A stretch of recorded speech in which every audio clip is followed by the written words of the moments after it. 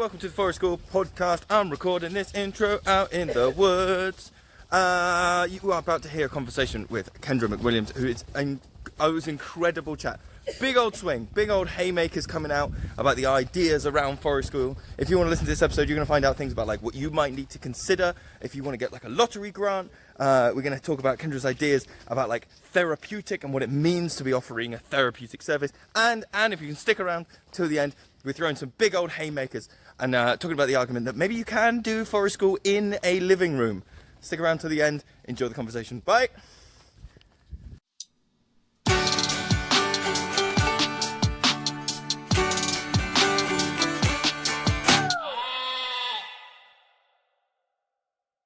When it does the 5, 4, 3, 2, 1, and it all looks quite like official, isn't it? Yeah, this is it. It's going. It's in. It's in. Kendra's here. Kendra, I realised that I need to apologise because we've been back and forth over the email, and I don't know why I had completely misplaced your surname until today, where I was like, "Oh, just double check my notes, check the thing." I was like, "Oh, that's who Kendra is. That makes complete sense." So I apologise. Some of my emails probably looked quite like formal and like we hadn't really chatted, when in fact we spent a long time chatting at the symposium. We did, yeah, we did. Much time. I also hope, unless you are planning on having a different Kendra McWilliam, no. Sorry to disappoint. Not at all. Yeah. Not at all. Yeah. Kendra, you're here because we wanted to chat about like some of your work that you're doing. We had Sam Friedman on a couple of weeks ago, and Sam was like, I need to get Kendra in to chat about Kendra's stuff and all the things that you're doing. And we've got a couple of like controversial takes, but I think maybe we'll get to some of those later on. I wanted to ask you right at the start, because you have been on the news very recently. Yeah, like it wasn't going to come up. Come on, let's do it. You were on the news. There was a whole, I mean, I don't know how big is that. What was it? It was BBC Teenside? Yeah, Teenside? It was ITV Time Teas. There you go. Yeah, so, it was, I mean, that was in kind of, I suppose, in response to about a year and a half ago to 2 years ago, we started down this mad route of a funding application that was quite a public one. So it was through the National Lottery, and it's called the People's Project, and it was a very different approach to very much stretching all the comfort zones and getting public and putting yourself out there like that. And but it was a very good lesson and learned lots. And basically the reason it was such a public thing is it goes back to the public and says, please vote for us. Okay. Thing. And so we did that, and it was amazing, and people did vote. And we got this grant, which was phenomenal because it was a really large sum for a forest school. I mean, it's public knowledge. Yeah. It was £58,000. I'm not gonna shy away from. Yeah, Woo! That was a hefty amount of money. Especially, I mean, did you put in? So sorry, because people are going to be listening to this, and some people will be listening and going, "Oh my god, I've been desperate to get a grant." Oh, hang on, my fairy lights have gone absolutely mad. Some people will be like, "Oh my god, I'm desperate to do grant funding, but I have no idea what happens. How does it work? All these things." And like you said, sometimes going public with these kind of things can be a bit like daunting, or we would all sometimes like to just go, "Oh, I'm just in my little woods, and nobody needs to come in here. Thank you, bye." So 58, was that a number that you put in for? Was that how big the pot was? How does that come about? So I mean, I don't know if I should sort of go back a bit, or sure. Basically, so we set up as a kick we're in our 4th year now, and the way we're set up, because as I've been learning more about kicks and everything like that, I know they can have a bit of a bad name, and I've also heard of very unfortunate situations where people, if they're lucky enough to get a grant, and then the grant finishes, and it's no sustainable. It's not at all a waste of money, but it's just there's no sustainability to it. Sure. For people, so kick, just for people who have like heard that you just get kicked. That's not what you're talking about. CICs, Yes. community interest companies, which in the UK are somewhere between a limited company and a charity. Yeah. You are allowed to pay yourself a reasonable wage, but you can also apply for grants. It's a sort of middle, as I understand it. It's a middle ground. I mean, pay yourself a wage. You don't. Wage is always a. I've heard you've just come in 57,000 grand. Yeah, I'd like to point out that does not go on my wage necessarily, but it does go obviously on salaries, like on staff and stuff. I feel like I've totally set up the wrong impression here that we're like just women not cash here. all. This is No, not at all. No. But the reason, so basically, a community interest company, KICS, they all function differently. Some are fully funded, some are very little funded, or just certain projects are funded. We've very much been always like, it's always been really important to me that we can self-sustain so that we're not totally dependent on funding, which I think also helps towards the funders to say like, look, as far as the business goes, yes, we have our parent and toddler sessions, we have our home ed, our birthday parties, holiday clubs, that kind of stuff. We've also got some adult sessions, so we have some like woodworking groups that come once a month and stuff like that. So if we didn't have any funding from tomorrow onwards, we can tick along. But where the real, I don't know, the juice is the projects that we can offer for free.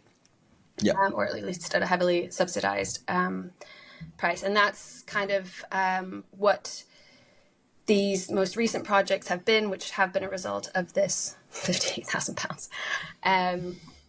And so those were projects that we wanted to basically look at.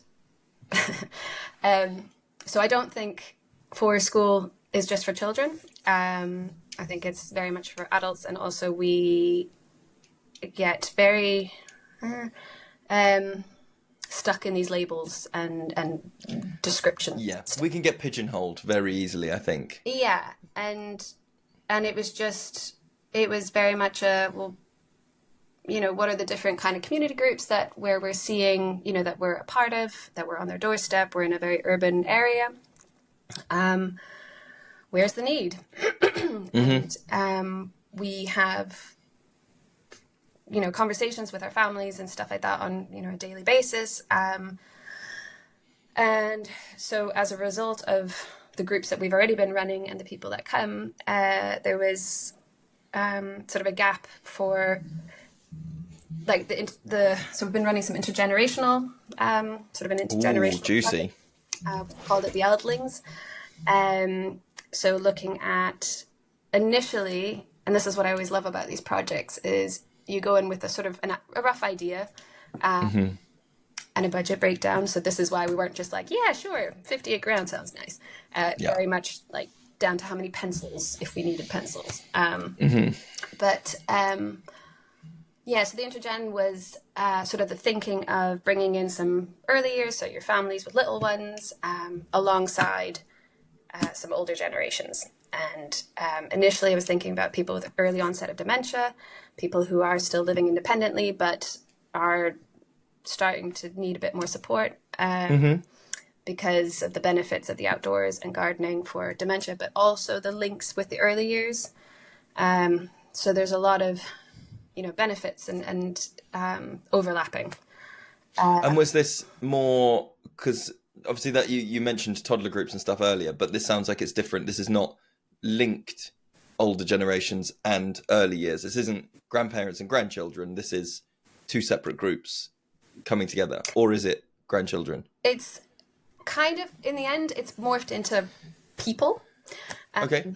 And so it was very much a session set up in its own right. So not our existing families with their grandparents. It was very much a place where we just said, look, Wednesday mornings, we're looking for people for like of all ages come. It's drop in sort of thing all year round. And I think what's been so interesting about that one is, you know, and this is what I love about sort of that this kind of work that we do is it's that like to to what we as the so-called adult or the so-called professional or whatever expect. It's the same thing with like teaching and lesson plans, and like if we could just like, people will always surprise you in much better ways than you could have planned for. And so this intergenerational sort of project has been really interesting in the sense that, yes, we've had, you know, we've got Colin who comes, and he's been there rain or shine, and I think he's going to get me if I get this wrong now. So I want to say 76, 74. Oh. But he's hardy, and special shout out to Colin.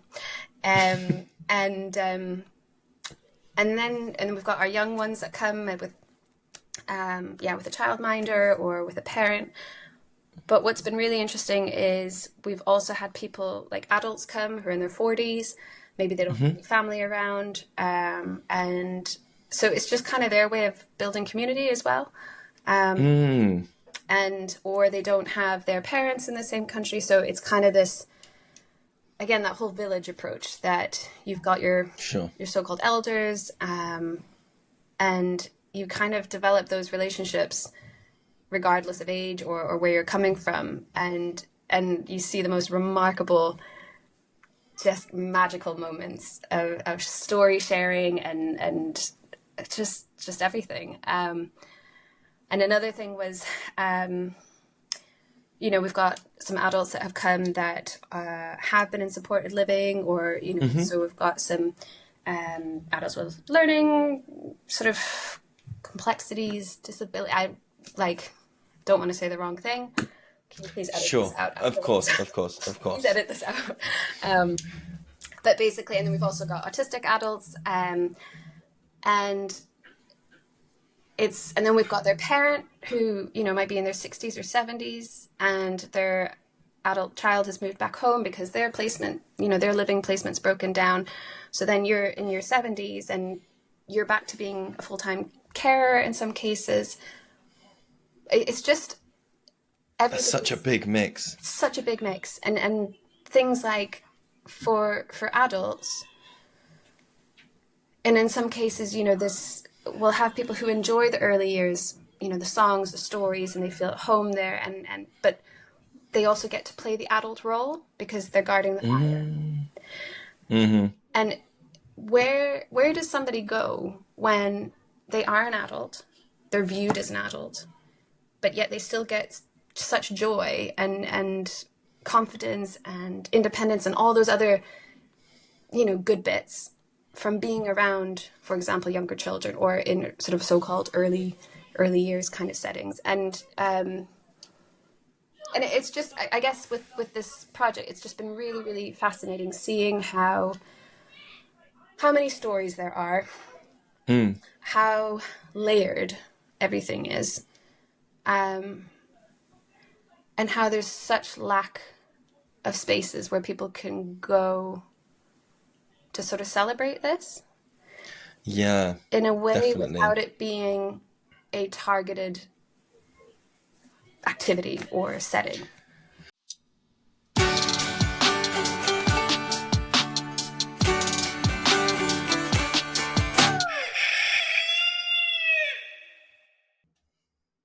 Yo, it's an advert. It's an advert for my book. Which book? It's the cooking book.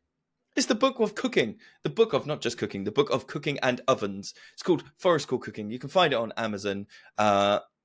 It's something I'm so proud of. First half of the book is all different ovens. I got bored of doing stuff on campfires, especially when sometimes people would come in, and genuinely had someone come to one of our toddler groups who went, "Oh, what are we deep frying today?" And I went, "Shit." So it has all the different ways that you can build both temporary and semi-permanent ovens, things like rocket stoves, things like pizza ovens. That is all in the front half of the book.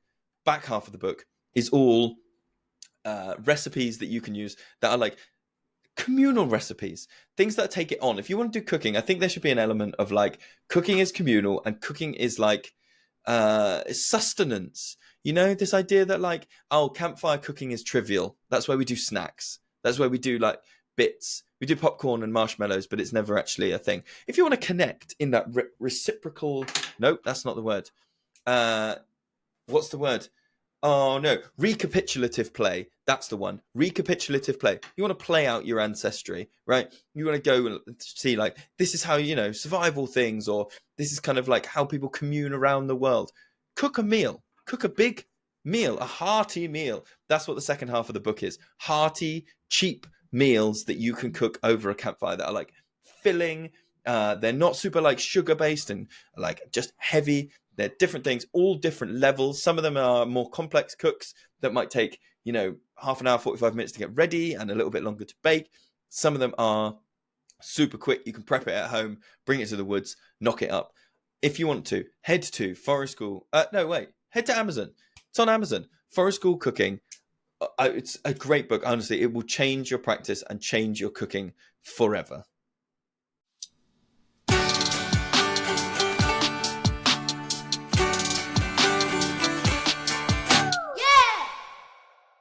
I was talking to someone today, so I was running my Forest School leader training course today, and we were talking about this idea of like how often.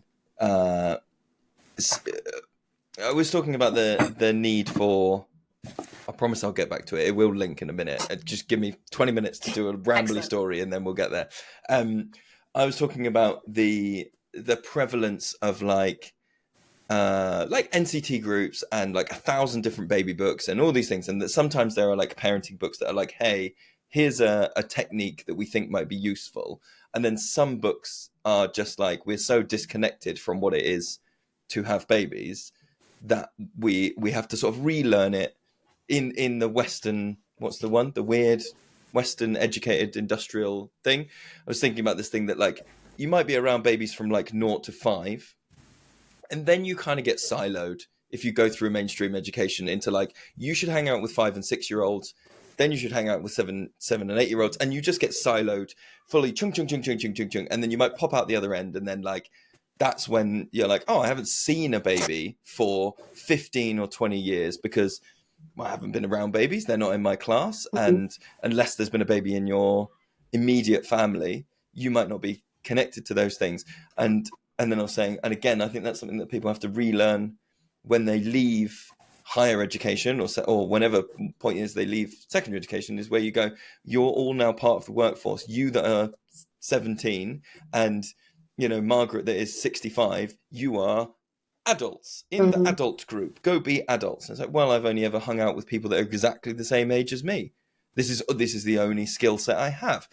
And so breaking down those silos, and then sometimes, you know, even if you get into like activity groups and it's like, well, sports clubs are quite often siloed into by age, or, you know, community groups might be like, well, this is for older people, or this is for, you know, this is I can't think of any other good examples, but the silos still exist. Yeah. And it sounds like what you're talking about is like just removing those silos, getting rid of those horse things, those horse blinders, and kind of being like, this is the community, and it doesn't need those artificial silos up around it. Absolutely, 100% that. And I think that's what's been so fascinating, seeing it just unfold in front of your eyes. And like, how do you capture this? How do you share this with other people in a way that does it justice? But also in a way, I'm also not a big fan of social media and all that kind of stuff. And I get it.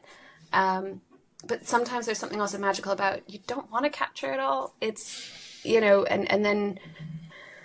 I'm a big believer that play needs I want to do a whole episode about this down the line, but like play and authenticity need privacy to a greater or lesser degree. And without privacy, that is where you don't see real, in quotes, real play. That is where you don't see real relationships. There's a degree of privacy that people need, I think, in order to be authentic, or to try things out, or to be like, I'm going to have a go at this. And you need to be secure enough to know that like, it's not going straight on Instagram. Yeah. It's not going, you know, somebody's not there with a notebook writing down like, oh, Dave tried lighting the fire today. 2 out of 5 did not do well. Like all that shit, you know, like you need privacy in order to try things out. Definitely. I think there's definitely going to be people listening to this that think that this sounds like incredible and a project that they might want to run like a similar thing.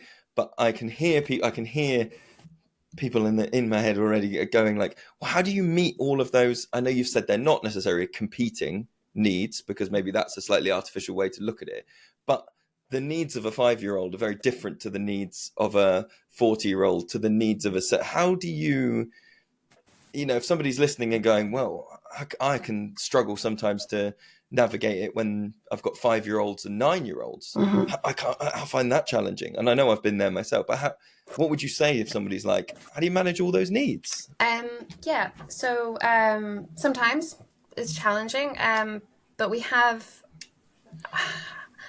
I think we're also in a very unique or fairly unique setting where we use the outdoor spaces of council buildings.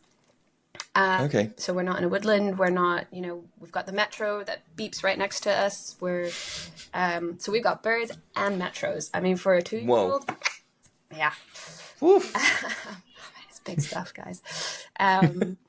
But so we have found that we've needed 2 members of staff, like two forest school practitioners, just in order to kind of, meet their needs a bit more. And do you set things up differently? Does your planning look different, or do you kind of go into it? Because if like archetypal planning, right, or like stereotypical planning of like an early years forest school session might be very heavily early years focused. We come in and we sing the hello song, and this, we sing the hello song. Then we go looking for the stuffed toys around the woods. Then maybe we do some like arts and crafts. We come back for a story and some hot squash and do whatever. And like, does it look exactly the same, but you have adults that join in with that as well? Or is it more, free flow and there's stuff set up? And what does a structure look like of a session, I guess? I guess in some ways, like most of our sessions, we always put things out, obviously, like invitations, offerings, whatever you want to call them. But it's very much people arrive when they arrive. We don't do like a morning circle kind of thing. It's just people sort of filter in when they come. We've had people arrive 10 minutes before the session finishes, but they made it. So that's the celebration. So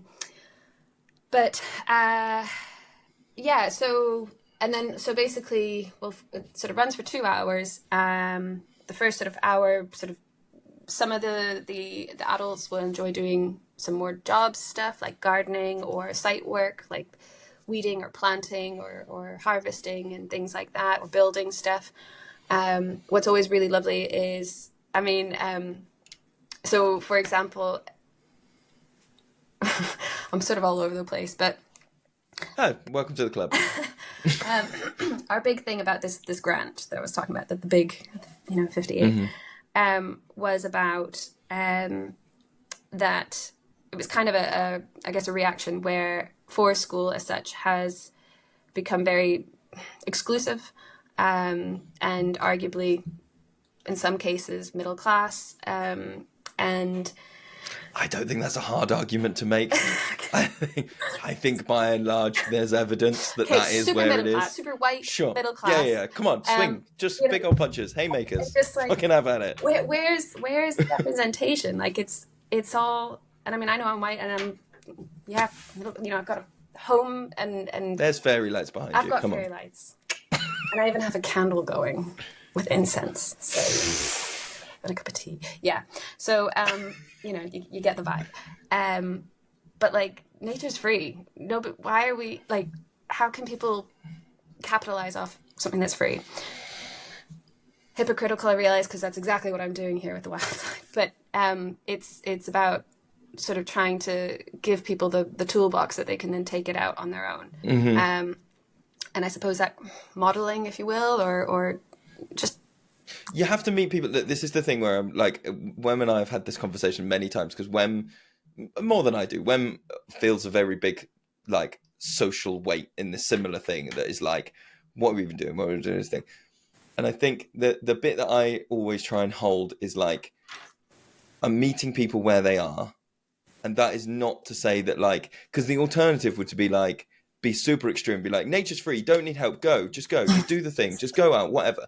And that's not accessible to people anymore. As much as we might like, I know like nostalgia is just like crack for old people, but as much as people can be like, oh, kids used to do this and they used to do that, it's like, okay, but they don't.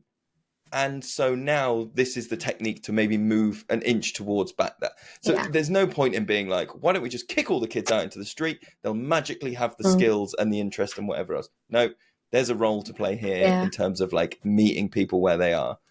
That's my like capitalist justification. No, I'll go with that. I think I might just put that on. Sure. And you're right, because that's the feedback we get from so many, people that come. And then obviously the real sort of reward and just like is when they sort of move on and stuff, but they they take out their kids at weekends now, or other people will say I consciously leave my phone at home, or I've like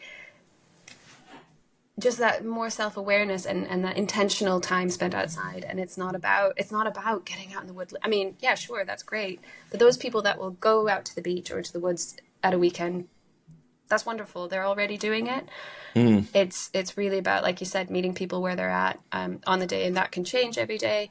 But also giving them sort of, I suppose, better value for money, because, if you go to a soft play, 90 minutes, and some of them, you're talking about like, I don't know, 30 quid or something like that. And then lunch, and then you've spent maybe 2 hours, you've got the rest of the weekend to spend, or the week or whatever, but you've just spent like a huge amount of your weekly budget already. And what's the kid gained from that, from as far as the relationship, that quality goes and stuff? So it's very much about giving them little nuggets that they can then go and build on themselves.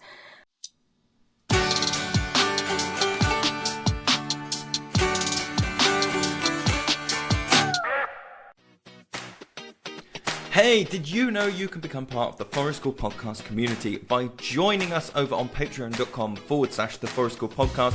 You'll get exclusive access to behind the scenes content, have a chance to connect with us and with other listeners. Head over to our Patreon at patreon.com/the Forest School Podcast to find out more about what we're offering over there.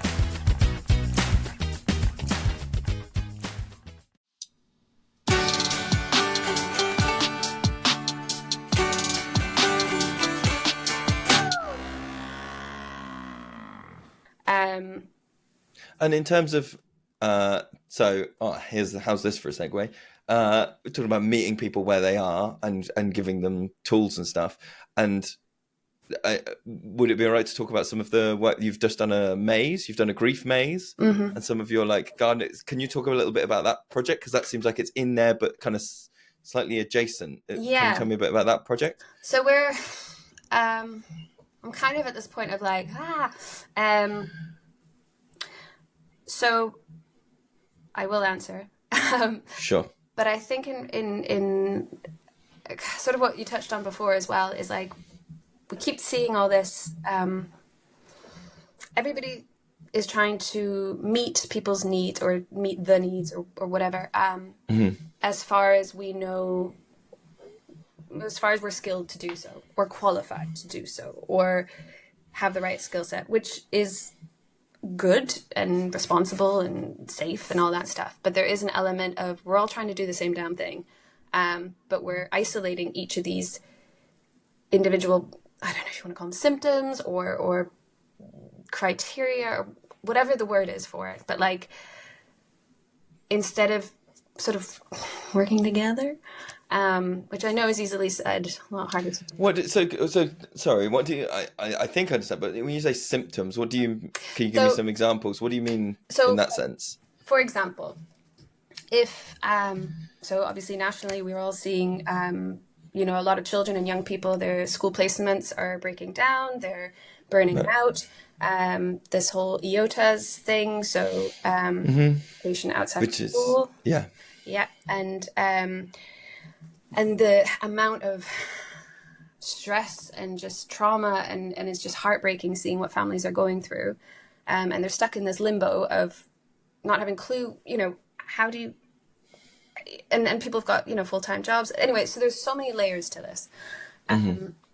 And then if you imagine a child or one of those children, don't know why I did quotes for that, but if you imagine one of those children that, as far as the local authority is concerned, okay, kid, I don't know, Johnny isn't accessing school, and to them, God, I'm totally like rambling, but basically, We'll find it. We'll find it. Johnny might have just lost his parent, and Sure.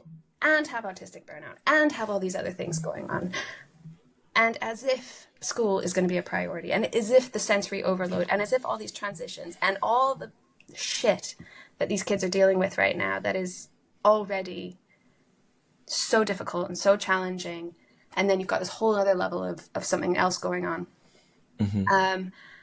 and or any other trauma really, and so it's kind of like, so what we're keen on doing, and this is where the Grief Project comes in, is one of our team members, she's also an occupational therapist. She's got a lot of background Oh, nice. in palliative care, and children's lot, like dealing with grief. So it's not just us being like, yay, we're for school folk, and let's get some. You've got someone that's done the work, that's done some real kind of and that's huge. That's like, that is crucial. So if anybody is listening and interested in that, like, I think that's another thing where it kind of, again, I feel like we're throwing around these words like therapeutic and therapy a lot, and not necessarily, maybe the intention of how we're using the words is correct, where we might say there's therapeutic benefits. You've got some big old boxing gloves on today. I love it. Keep going. But there's also, but then there's also therapists, and I think it's incredible. Personally, I feel it's very irresponsible to be going around comparing my therapeutic skills training to somebody who is actually a therapist and has studied this for years and years, and has a very, I think there's a huge difference between that. So, I think when I see the word therapeutic next to anything, I am then trying to suss, do they mean everything from like therapeutic can just mean like calming, up to therapeutic can mean like, deep medicalized kind of like years long treatments that have, a team of care workers. That can also be a therapy. And so the term itself is so kind of woolly in terms of like what's being offered. It's hard. If you're offering any one point on that spectrum, it's hard to identify like, well, no, this is a different kind of therapy to that kind of therapy, or this kind of, I know what you mean. Yeah. So I think like, and that's something that we're really, really, passionate about, but also, anal about. Sure. That, we have the right people delivering these very bespoke and very, serious things. So, for example, we've got Kath Darling delivering on the bereavement stuff, so the Garden for Grief, and she's also doing children's sessions. So she's coming at it from not just a for school practitioner's approach and all that, but with very much the therapeutic and the highly skilled expertise and stuff. And as an offshoot of that, kind of, it's also, we're working with other occupational therapists who've got, other sort of backgrounds or specialties, speech and language therapists, psychotherapists, and counselors. So it's very much looking at, and this is kind of the next bit where we're wanting to go at it responsibly, safely. Sure. Know where our limitations are. That's a big thing. But the feedback we keep getting from people is from the participants, from the wider community, as well as the therapists, is, so these are all community, so far anyway, they're all community-based therapists. We work closely with health workers, family support services, social workers, everything. And they're all sort of like, yes, we need this. If you imagine a child who's got supervised parent contact time, so, that's, maybe they see their dad for an hour or 2 hours once a week. and it's supervised, and you're a 2-year-old and you're stuck in this small 4-walled room. Now you need to bond with dad. And then after that, you've got mum comes in for 2 hours, and this 2-year-old, it's, how is that? I mean, I can't speak for other people, obviously, but this 2-year-old is, spending up to 4 hours in some cases. Obviously, this isn't the case everywhere, but in some cases, how does that work? How does anybody, the parent, the dad, the mum, how is this good for anybody? And how is it a natural opportunity to bond? Whereas, and all the caveats in the world of obviously like that's better than nothing, and there are reasons that those things go. Like I'm with you that all those things exist, but we can be looking at this and going like, I wonder if there's another way that equally meets all those requirements, and has because if nothing else, the association of like what's it like to spend time with mum also means is to spend time in that room. Whether a 2-year-old can pick those two things apart and then comprehend that is very different. And so can I ask, because you kind of described what I would imagine sounds like an absolute like Marvel Avengers team of like therapists and occupational therapists and healthcare. Like, do these people come to you and then you put on the stuff and the right participants came, or was it like you were doing something and slowly you've realized there's a need and so you've reached out to them one at a time? What order does that go in? It's been wild. It's very much a response to conversations and people coming to us. 2021 set up the Wild Side. As far as I knew or had any intentions, parent and toddler groups, I wanted to have it to access for free, or at least people be able to kind of come through some form of self-referral or through counsel services, that kind of stuff.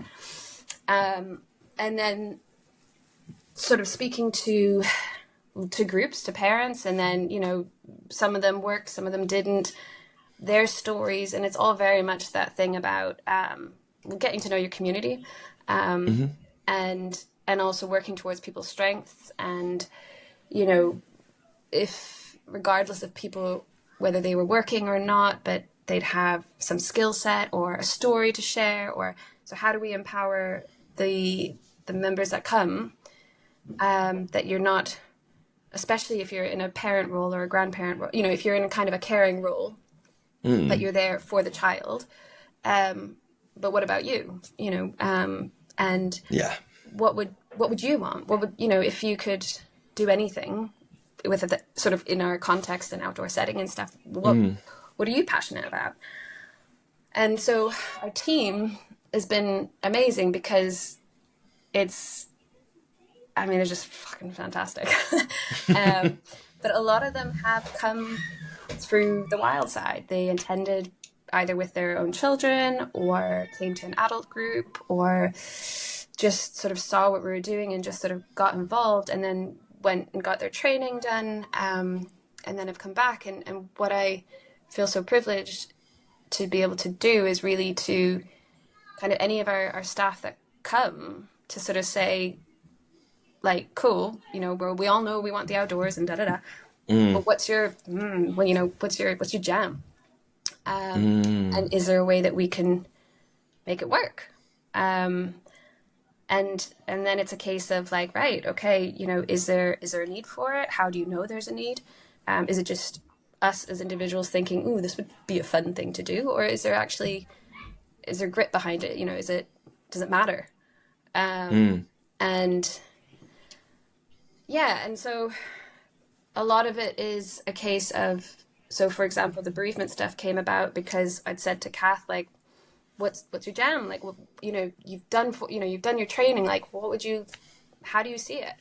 And then it was just this like, shit, yeah, like kids, but adults, I think everybody knows keeping your hands busy is a wonderful way to open up dialogue in a really non-confrontational way. And it also kind of gives the power back to the participants, because therapy, everything is, so I want to really make that clear. I'm not criticizing any other sort of remit of practice that happens indoors. Of course. But in a way, I imagine that as a therapist, if you came to me sort of on my turf, in my office walls kind of thing, and we have a session, that's great. And then I'll see you again in 6 weeks or something, or a month or whatever. Yeah. And you go away in the meantime, and then you have a wobble, or you think, ah, shit, you know. But then it's like that association with my office, my room, my walls. You have to be on my turf again to access that, whether it's comfort or, you know, whatever it is. But if my office was a park, then, you know, you and I might not be able to meet for another month, but you could still go to the park and maybe try and access that frame of mind again. That's very interesting. Yeah.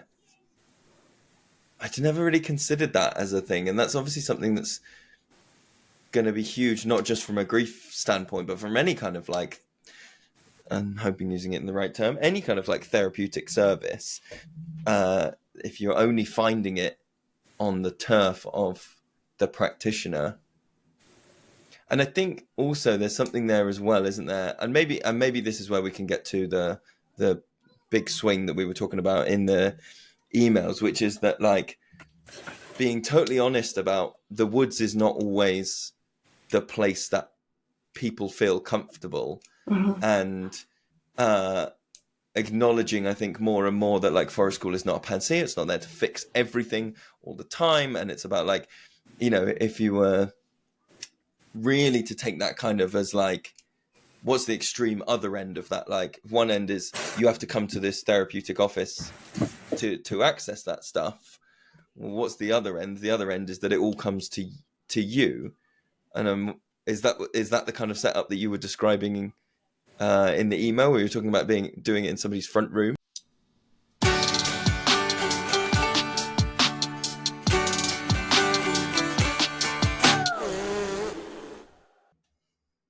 Yo, it's an advert. It's an advert for my book. Which book?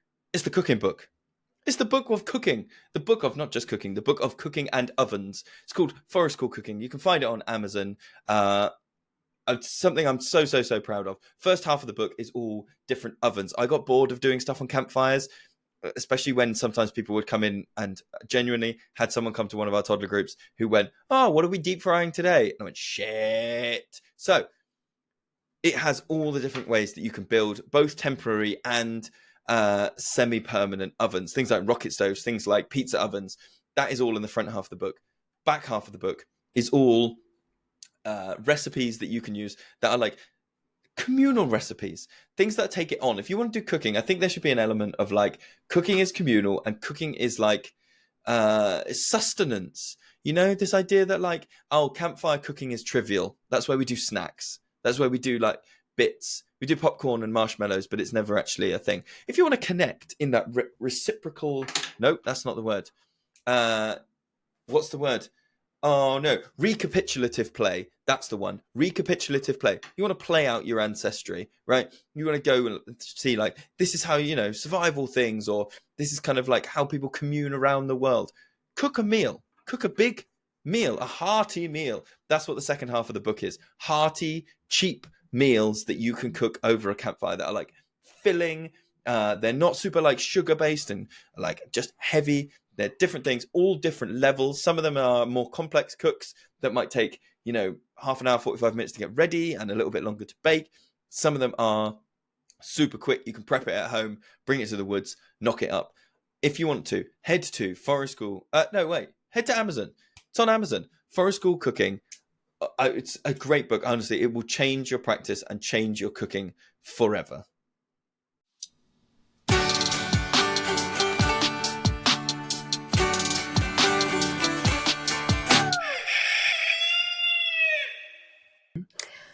Yeah, so kind of, I think as practitioners, it goes back to sort of the pedagogy of school. And maybe I'm using that term wrongly. I mean, I find the word school as well is a bit, especially since half the people who are coming to us they're traumatized by the word school. So, you know. Sure. I think a lot of people would agree. It's been a very useful foot in the door into mainstream education, because it sounds, if it was called forest play, there's no way we would have got in the door as a community. So I think we can acknowledge that, like, the foot is in the door now. Maybe we can expand how we view it. But sorry. Yeah, no, that's a really good point. So I think it's just sort of on us as practitioners that, and just human beings, really. That's the other thing. I just feel like we've sort of, in ways, lost how to just be human with each other.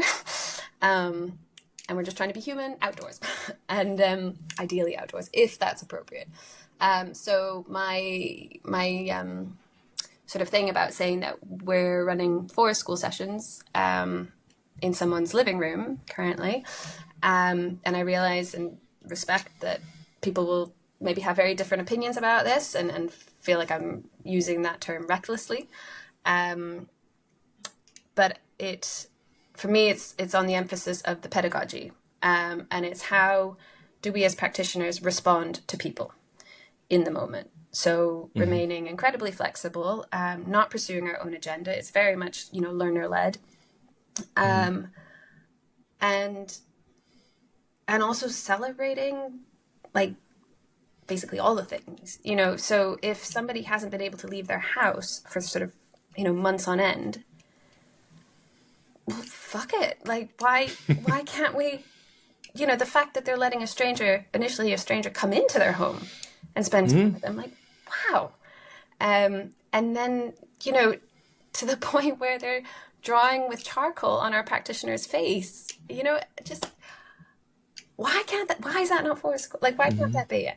And it's viewing the child or adult or whoever you're working with. It's looking at them as a whole, as well as, like, the family unit, the whole unit, and seeing, it goes back to that thing about equality as well, where, people say they want things equal. Well, what's equal if, we're all starting from different points? So who decides what the line is, where the finishing line is, or whatever? So sure. So you've got to meet them where they're at, and what they're, and work to their strengths. So, this particular child has a garden, and has gone outside, and then goes back inside and might spend some time in his room for 10 minutes or something, but like the regulation on that, how incredible. Sounds huge. And then if you talk about the transitions and the vocabulary, like the communication, there are so many things happening in that, which are so incredible, to the point where the parents, he even wrote some letters, like he wrote, which, I can hear from your voice that is enormous. It's like, yeah, there's just, it's amazing. It's really incredible. And then to somehow hear little voices in your head going, well, that's not for school. And that's fine. Like, sorry, please don't put this in the things that... look, they've all got knives. They'll come for you. It's fine.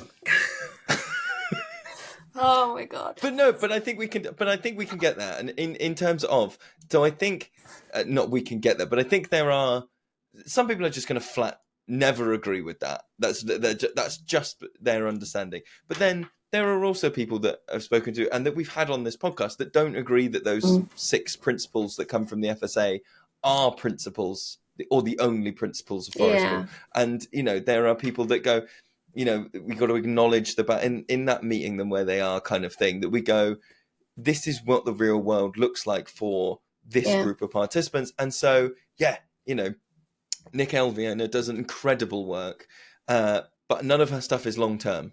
Because she's like, I go to council estates, I go to whatever stuff, and I rock up and I run the thing, and then I go.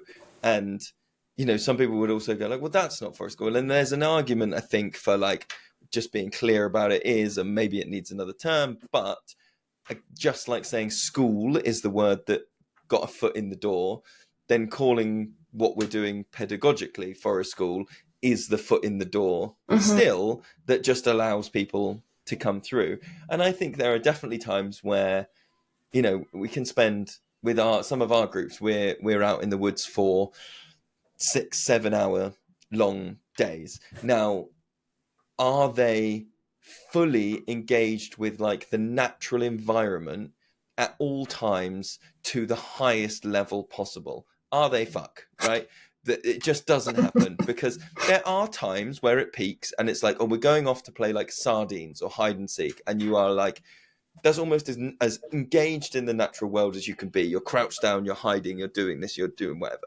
But because we're there for several hours, we also have like a library full of books, or we have this massive table where the kids have, over the last maybe 18 months, one of their like social glues when play cycles come to a thing has been that they will trade Pokemon cards, or some of them will be like, we're going to do battles. Now, in the moment where they are in our sheltered kitchen regulating and socializing by doing a Pokemon battle, are they still in, I'm going to underline, in a natural environment? Physically, yes. Spiritually, emotionally, no, they're not, because that doesn't matter. That could be a table anywhere. And so then you go like, okay, well, does it matter if like, are we going to put a percentage on it? Oh, 50% of the time they have to be engaged with a plant. Oh, if they're not touching soil for 20% of the time, that's, you know, these are arbitrary lines that would be very hard to draw. In terms of what you're saying about like taking in charcoal, I know people that take conkers into site that don't have conkers. I know people that, you know, take charcoal in that the kids haven't made and that they've brought in from, you know, like a supplier, or you know, these are all made of holly stumps, and there's no holly on the site. And these are all kind of like grey areas that we've all kind of picked from. So to be like, actually, this is where this person is. It's a learner-centered thing, and this is what that learner needs. Is charcoal part of a natural environment? Yeah, if they're engaging with it, that's a natural environment. The natural environment doesn't necessarily have to be 360 degrees around you. The natural environment, in the same way that, like, you know, if you find a snail and you pick it up, that's the natural environment. Sorry, I'm putting my hands down here. That's the natural environment in your hands. So, like, I can argue for you. I'm right behind you. I'll put some boxing gloves on. I'm getting all like sweaty and stuff. But that's why I really enjoyed. So I was lucky enough to get to go to the FSA conference last weekend. And Nina, who you also had on the podcast, I found her talk really interesting, because similar to her, you know, we're very much urban, and it's about also, I mean, the number of times that we're based in the Northeast, you know, obviously we've got beautiful, like Northumberland, the coastline, it's amazing, but it's also shocking to hear or to know that there's so many families who live maybe 7-minute walk from the beach and have never been to the beach. And so it's like, okay, well, why not? And what was it that, you know, was the barrier? And obviously it's not going to just be one single barrier, but let's see how many barriers we can find out about, and see if, to what extent and how we can kind of overcome these, and give, again, that sort of empowering people to feel that agency to do it. There's a really good study. When I looked at it years ago now, and it was comparing the visual of access to green space versus the actual access to green space, and looking at the fact that, like, so if you live in a built up city, because it has been planned and managed, you are never more than about 400 meters from a park, a green space, a common, I think, because when they build the new housing block, they go, right, well, this is going to be the recreational space, or this is going to be the thing. If you live rurally, you can see a lot of green space. You cannot go in that green space. You cannot go in the fields, can you? You cannot go. The public access to the green space doesn't exist, because rurally we have 3 buses a day that come to my village, and if you miss it by 4 o'clock, that's it. And this kind of perception that, like, you might live really close to the beach and be able to see it, but if you haven't got the access to get there, or you're not allowed in the paths that you would need to walk through the fields, that, you know, the agricultural stuff is so tight now, and the, you know, I think that's one of the things that people often forget about that, like free roaming thing of like, oh, kids in the 40s and 50s went for miles. It's like, well, yeah, there were no cars about, but also they could go in all the fields. It wasn't an unexpected thing for people to walk through an agricultural field. Now, here's the right of way. You can only go through that one. Can't get to that. So like perception of access to green space versus actual access to green space can sometimes be very, separate. Yeah, no, that's a really good point. And I guess it's also the invisible barriers, which, I mean, you're never going to get the full list of them, but and again, that comes back to like having those conversations. So, sort of pride ourselves in, and I think most places, I would imagine that sort of all settings that work with families and well, just groups, all places that work with other human beings, have a strong connection. And part of that is, having that trust where, participants or parents in some cases will say, oh, well, I'm not I'm not an outdoor person, but I've come for the sake of my child. And seeing their sort of journey over the months and years and seasons, especially throughout the seasons. And they're usually the most hardcore ones, even though they're the ones saying like, I can't deal with this. But hearing, we had a bell tent for a while, and one of the mums, she was saying how shoelaces, having hiking boots on and doing the laces up and like undoing the laces to get into the bell tent, and afterward, and for her that was like, oh my God, okay, right. How does she overcome this for the next time? And then, she found sort of welly bobs, those ankle wellies. And that just was such a game changer for her. And as the practitioner, the person who's sort of holding the space and creating to some extent the space, that's massive, because something as sort of as simple, so-called, as shoelaces, I could have told her about welly bobs. I don't even know if that's what they're called, actually. But ankle I know what you mean. I could have told her about those from the get-go, because that's all I wear, because I'm like the exact same thing. So it's stuff like you build up I think you build up as a practitioner. The longer you do it and the more you are conscious of barriers, you build up this kind of like resource pack. That means that, like, I would say now I've been doing this, I worked out the other day, nearly 10 years, and there's very few barriers in the immediacy that people can come to with the session that I don't have an immediate, like, oh yeah, these are the shoes you need. Oh, great, this is the coat. Yeah, use a cloak, don't use this because coats are rustly, or like use it. Like, I've done it so many times that I can be really accommodating really fast, rather than trying, like, but there are still, when you first encounter a barrier, that might be the time where you have to go, oh, give me a week, let me go think about what I can do, maybe I'll come back with some stuff. And then the more you do that, that is where you get this kind of Rolodex of like, yep, here you go, this will solve it, or this will solve it, this might do it, there you go, off you go. And that's, I think, one of the things where I've observed people feel the most welcome the more quickly I offer those things, and the more they hear me offering them to other people.